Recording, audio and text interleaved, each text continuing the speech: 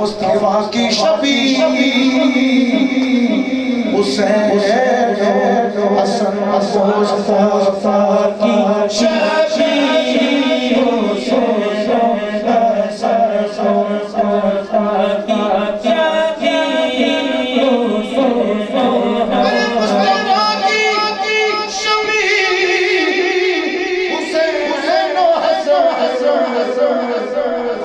پردے پردے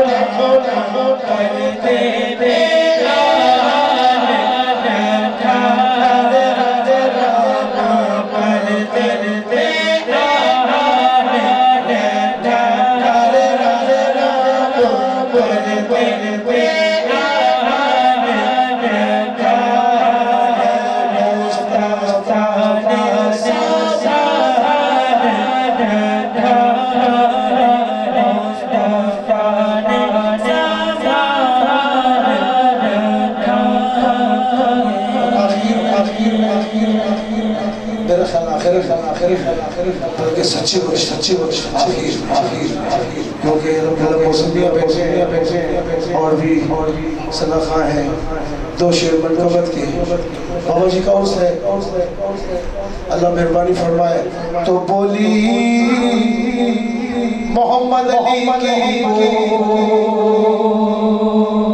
کہہ دو سبحان اللہ اللہ کیے جانے سے اللہ نہ ملے اللہ والے جو اللہ سے ملا دے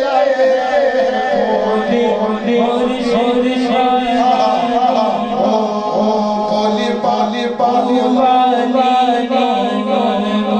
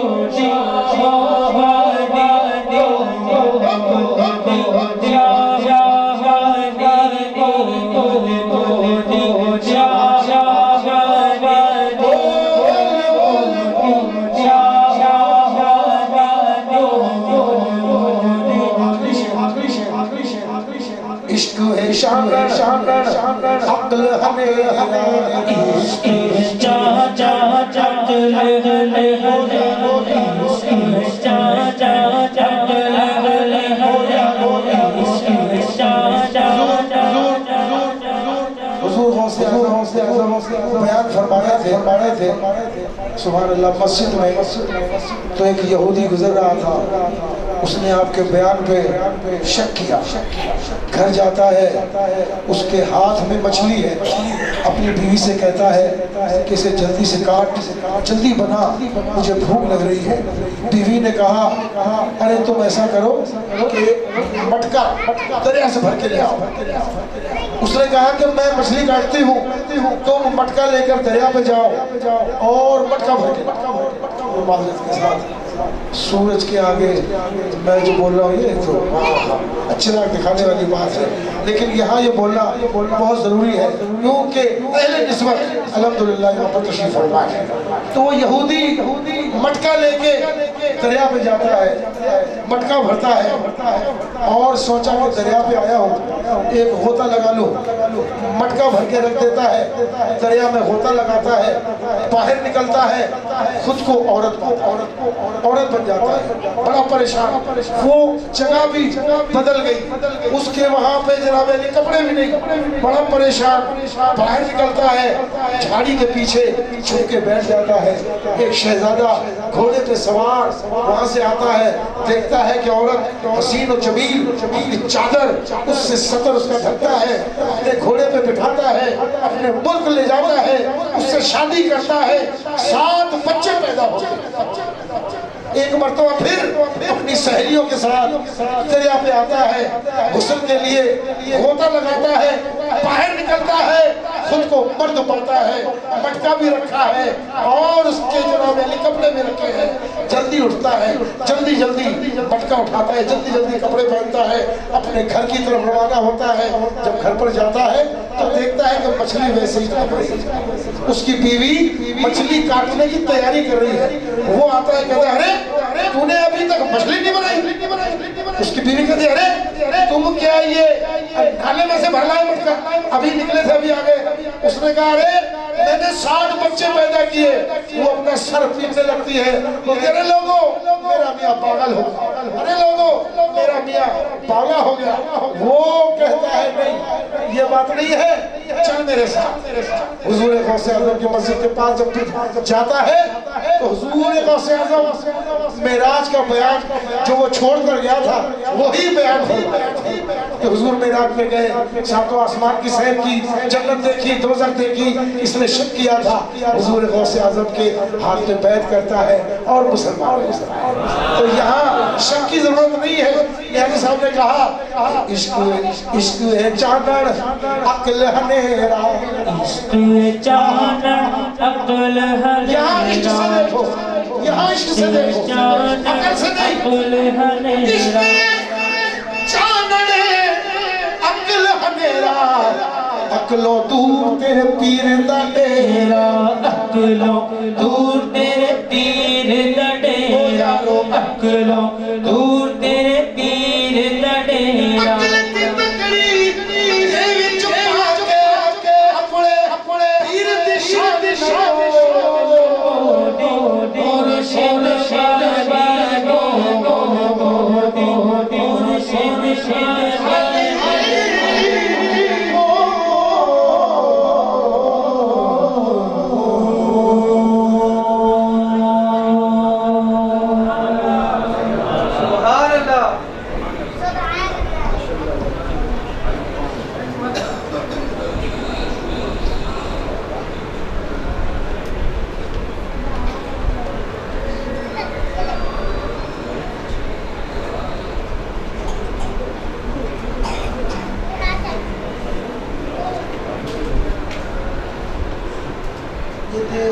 محترم جناب یہاں عابد بھائی بھی تشریف فرما ہے، میرے برادر کرم رضی حسینی صاحب، یہ بہت سارے ایسے لوگ ہیں جنہوں نے حضور قبلہ مرشد پاک کی ظاہری حیات میں زیارت نہیں کی۔ ابھی ایک چھوٹا سا جو، کیونکہ میں حضور قبلہ مرشد پاک کے ماننے والوں میں سے ہوں، اگر میں جاننے والوں میں سے ہوتا نا تو میں ان کے بارے میں آپ کو کچھ بتاتا، اور مجھے تو خود پتہ ہی نہیں ہے، میں تو ان کے در کا کتا. لیکن یہ کہ جو کچھ حضور مرشد پاک نے مجھے میری یادداشت میں رہ گیا، جو حضور نے مجھے بتایا کہ حضور کی ولادت باسعادت جو ہے وہ 27 رمضان المبارک کو ہوئی. جمعہ کی اذان ہو رہی تھی اور حضور تشریف لے کر آئے تھے. پھر حضور نے ایسی کراچی میں حضور، یہ افغانستان کا ایک علاقہ ہے کنڑ، ابھی ہمارے کشمیر بھائی ہیں وہ پرچے تقسیم کر دیں گے انشاءاللہ. افغانستان کا ایک علاقہ ہے کنڑ، کنڑ سے ہجرت کر کے حج کرنے جا رہے تھے آبا و اجداد حضور کے. تو یہ جہاں میوہ شاہ قبرستان ہے، جہاں حضور کی نکڑ دادی تھی، غالباً ان کا انتقال ہو گیا، تو حضور کے بزرگوں نے فرمایا کہ امر الہی یہ ہے کہ ڈیرے یہی ڈال دو. تو اس کراچی میں حضور تقریباً 300 سال سے حضور کے دادا پر دادا حضور اس کراچی میں. یہ میوہ شاہ بابا رحمۃ اللہ علیہ جو قبرستان ہے یہ حضور کے بزرگوں میں سے ہے. ان کا نام اصل میں میوہ شاہ نہیں ہے، ان کا اصل نام ہے سید عبدالکبیر شاہ.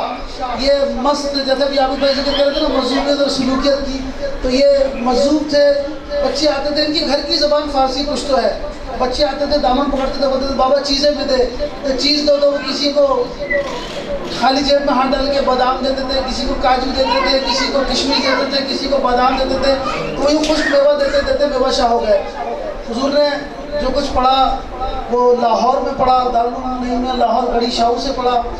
حضور کے اساتذہ میں ابو الحقائق حضرت علامہ مولانا عبدالغفور ہزاروی صاحب رحمۃ اللہ علیہ، علامہ سید احمد سعید کاظمی شاہ صاحب رحمۃ اللہ علیہ، اور ایک اور بزرگ جن کو اب کیونکہ میرے والد میرے دادا وغیرہ ان کے بیان سنتے رہتے تھے، حضرت عاشق رسول حضرت مولانا قاری احمد حسین صاحب فیروز پوری نقشبندی رضی اللہ تعالیٰ عنہ، اور قائد ملت اسلامیہ حضرت مولانا شاہ احمد نورانی صدیقی صاحب رضی اللہ تعالیٰ عنہ کی بارگاہ میں بھی حضور نے اکتساب فیض کیا.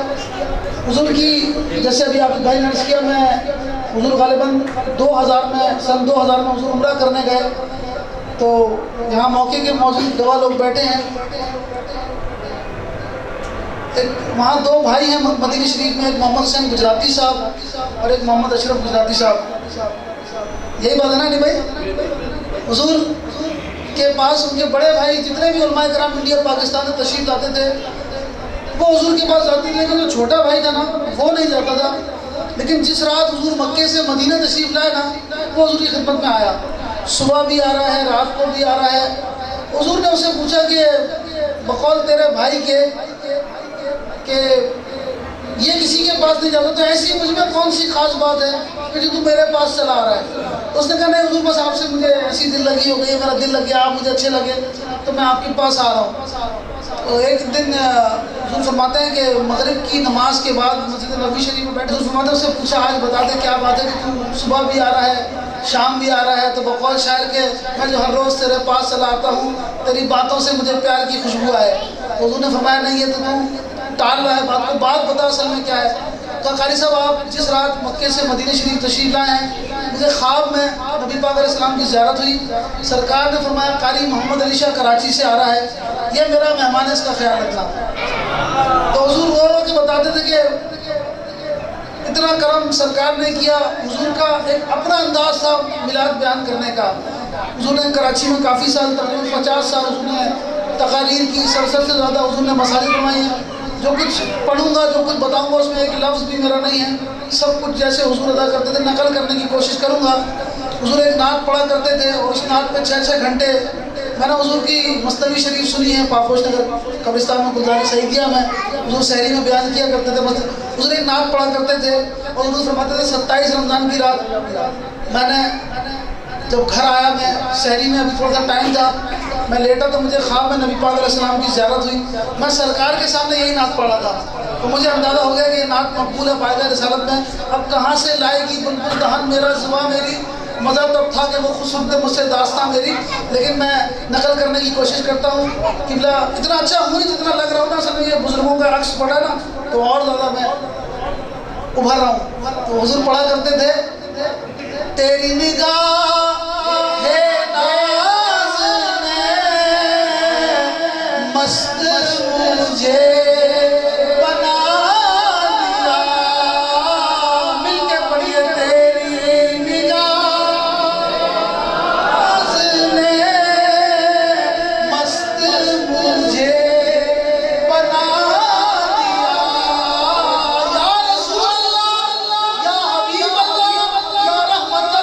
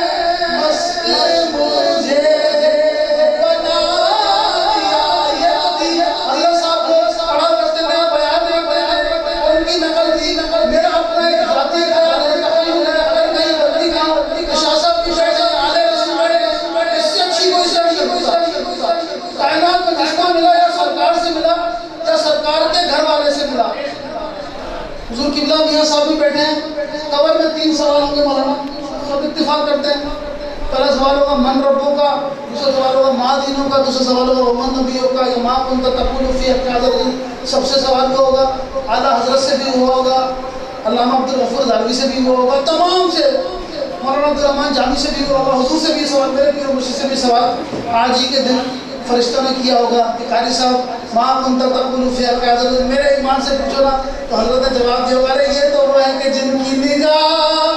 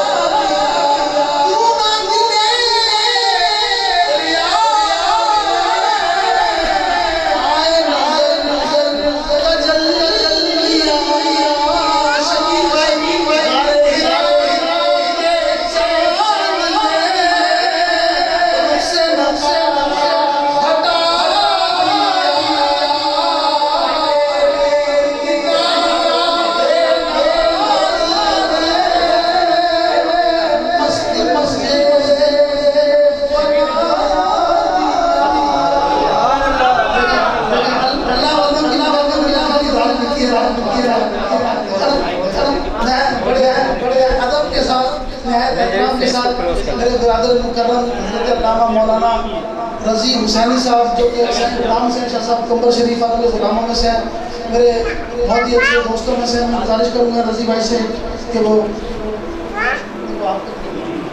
میں رضی بھائی کے لیے نعرہ لگاؤں گا، جواب آپ نے دینا ہے۔ نعرہ تکبیر تکبیر، نعرہ رسالت رسالت، نعرہ حیدری، نعرہ غوثیہ، علماء اہل سنت۔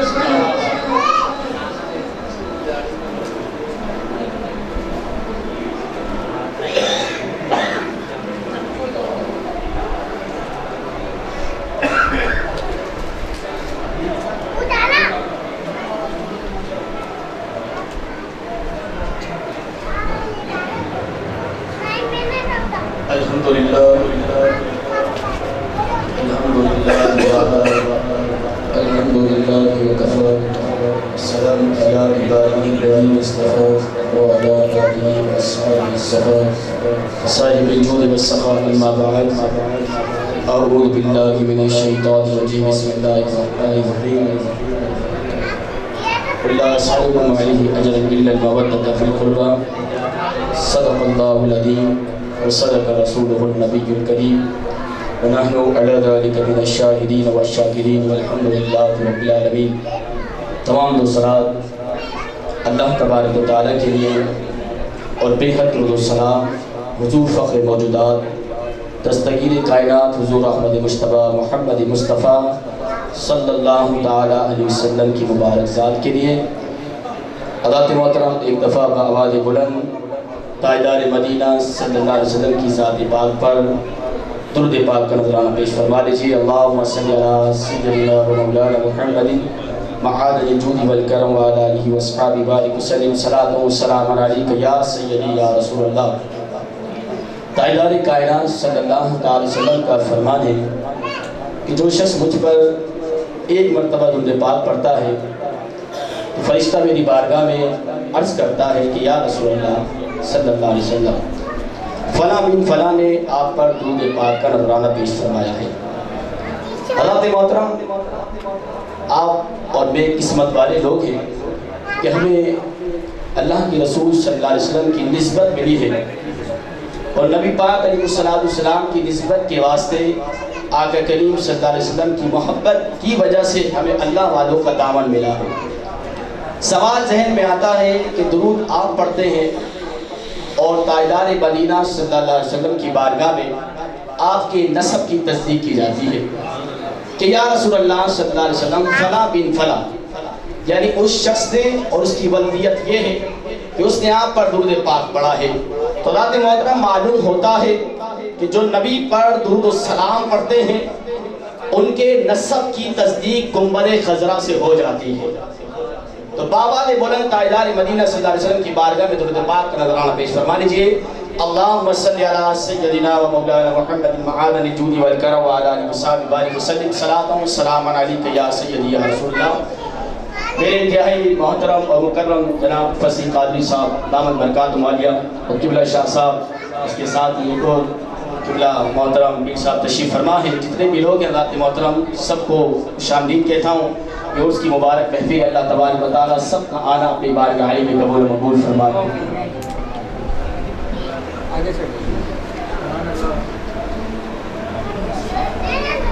آگے سے ہٹو بیٹا، آگے سے ہٹو۔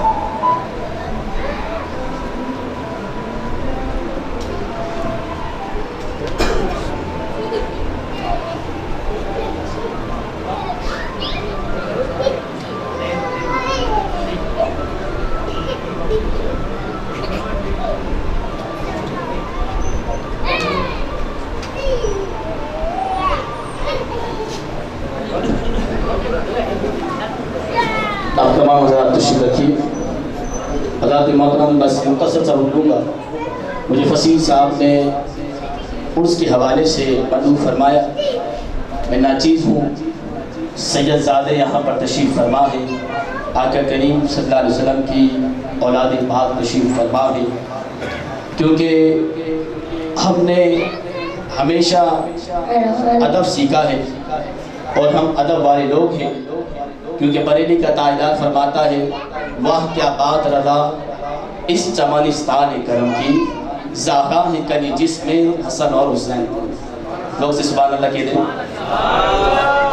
حضرات محترم، عرس کیا ہے اور عرس کیوں مناتے ہیں اور اس کی شرعی حیثیت کیا ہے، ہر چیز کو جاننے کے لیے سب سے پہلے تاجدار مدینہ صلی اللہ علیہ وسلم کی شان کو سمجھیے. کیونکہ منصب ولایت کو سمجھنے کے لیے، منصب صحابہ کو سمجھنے کے لیے سب سے پہلے منصب نبوت کا جاننا ضروری ہے. منصب نبوت جس کی سمجھ میں آ گیا، حضرات محترم اس کی سمجھ میں ساری کائنات آ گئی. جس کی سمجھ میں منصب نبوت نہیں آئی، حضرات اس محترم اس کی سمجھ میں نہ منصب ولایت آئی ہے نہ منصب حسین آیا. بات سمجھ میں آ رہی ہے نا کہ لوگ کہتے ہیں نا کہ عرس کیا ہے، عرس کیوں مناتے ہیں، اس کی شرعی حیثیت کیا ہے. حضرات محترم سب سے پہلے منصب نبوت، تاجدار مدینہ صلی اللہ علیہ وسلم سے جس کو نسبت ہے اور آقا کریم صلی اللہ علیہ وسلم سے جس کو نسبت مل جاتی ہے، حضرات محترم اسے اللہ تبارک و تعالیٰ ایک عزت کا مقام عطا فرما دیتا ہے. جس طریقے سے نعت خواہ نے نعت پڑھی کہ حجر اسود کو لوگ کیوں چومتے ہیں، سنگ حسبت کو کیوں چومتے ہیں. شہنشاہ ولایت مولا کائنات حضرت علی رضی اللہ تعالیٰ تشریف فرما ہے، سیدنا فاروق اعظم رضی اللہ تعالیٰ تشریف فرما ہے. سیدنا فاروق اعظم رضی اللہ تعالیٰ نے فرمایا، اے سنگ اسود میں تجھے اس لیے نہیں چومتا کہ تو جنت سے آیا ہے، میں تجھے اس لیے نہیں چومتا کہ تو کعبے کی دیوار سے نسب کیا گیا ہے، میں فقط تجھے اس لیے چومتا ہوں کیونکہ تجھے میرے نبی نے چوما ہے. لوگ سے کہتا سبحان اللہ. تو حضرات محترم نبی کا پتھر کا چومنا نبی کی سنت سے ثابت. اب بات آتی ہے ہاتھوں کا چومنا. تاجدار مدینہ صلی اللہ علیہ وسلم نے کس کو چوما؟ پتھر کو چوم کر میرے نبی نے بتایا کہ ہر پتھر پتھر نہیں ہوتا. حضرات محترم تو معلوم ہونا چاہیے ہر قبر قبر نہیں ہوتی. جس اللہ والے کو نبی سے نسبت ہو جاتی وہ اللہ کا ولی ہو جاتا ہے.